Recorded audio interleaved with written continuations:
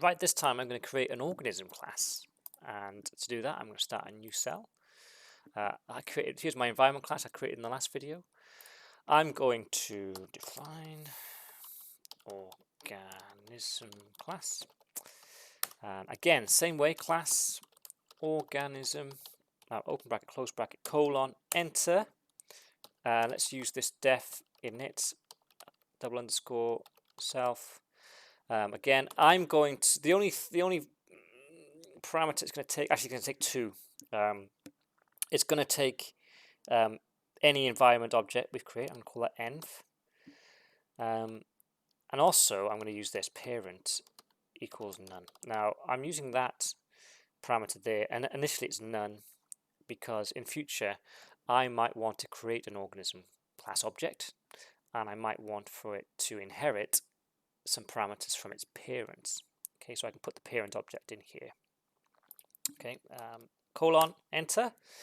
I am going to define, the first variable I'm going to define is self dot env equals env. So let me just explain what's happened here. Every organism, every time we create an organism, I'm actually going to pass the environment object we create. So I might create this object, env equals environment. Okay, so I would pass that object in every time I create an organism by doing organism open bracket env, so that anytime I interrogate an organism, I actually know which environment it's in. Okay, I'm also going to create a very simple one here, self.food equals 0 to begin with, and that is the counter that we discussed in the first video, which is going to tell every organism how many pieces of food it's eaten. Okay. I also need to give it a position, self.pos, and the way I'm going to do that is by selecting a random element from a list, and in this case the list is my list of x values, which I can get from my environment objects .x. Okay, so that's going to randomly select a number between 0 and 999. I also want to give it a speed. Everyone's going to have a speed of 1 to begin with, and I also want to give it a direction. Self.direction equals, it's got a choice of 2 directions. So this time I'm going to explicitly give it a choice of 1 or -1. Okay, 1 forward, -1 is backwards, and that's it. So I'm done initially creating my organism class. So if I want to create this organism, let's call it org1 equals organism, and I'm going to pass it an environment. I created the environment above. Let's move that down one. Undo. Oh, that's right, I did it. I'm going to pass it that env, and there we go. It's created the org. So if we do org dot underscore dict,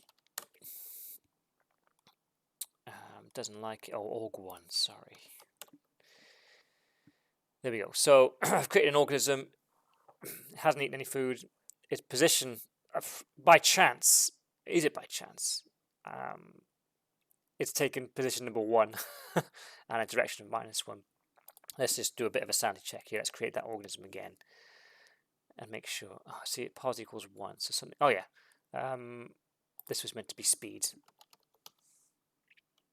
Big silly, come on.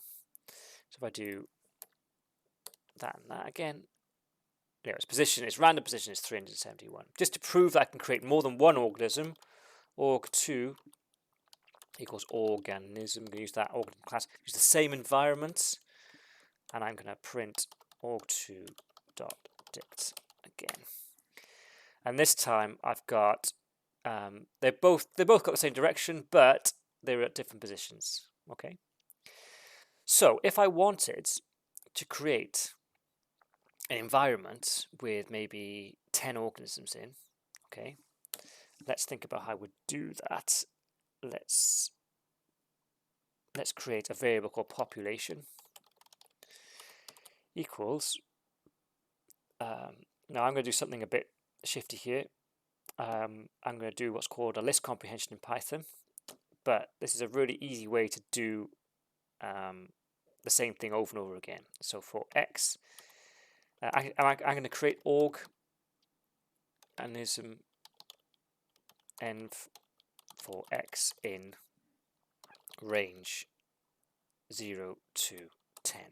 Okay, so what that's going to do is going to create 10 organisms. I'm going to store that in a big list called population. Okay, there we go. So if I spit out population, there you are, there's 10 objects in there, they're all different. If I wanted to plot my organisms along with the environment, the food in the environment, I would do something similar to what I did last time. Fig x equals plt.subplots, and I would first plot the env dot food pos, env dot food pos, and then I would actually plot the let's think how I would do this. Yeah, so to get all of the organizations, I would do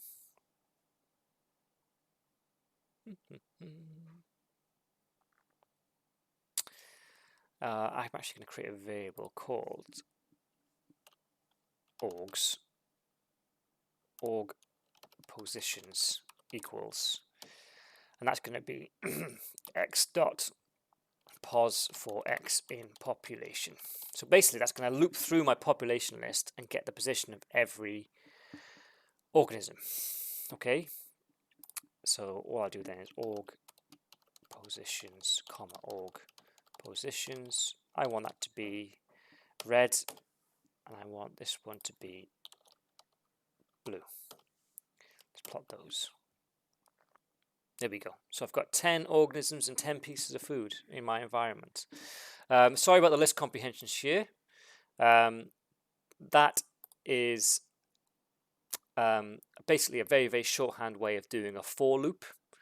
Let me just explain. I could have created the population here by also doing this. I could have created an empty list, and I'm going to do for x in range 0 to 10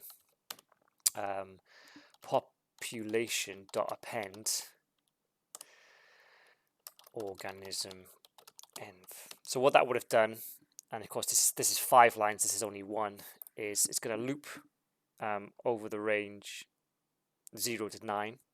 Okay, and every time it does it, it's going to append or add a new organism to my population list, which is defined as being empty to begin with, but by the end of my loop, we'll have 10 items in. So all of that versus all of that, I prefer that any day. And the same here, for what I did here, I'm basically interrogating my objects in my list here for their position. So for every item or object in my population list, get its position and put it into a list. That's what I've done there, and I just plotted it again. Okay, so we're making progress. I think next we're going to actually try and get these things to move, and also we're going to get them to eat the food as well.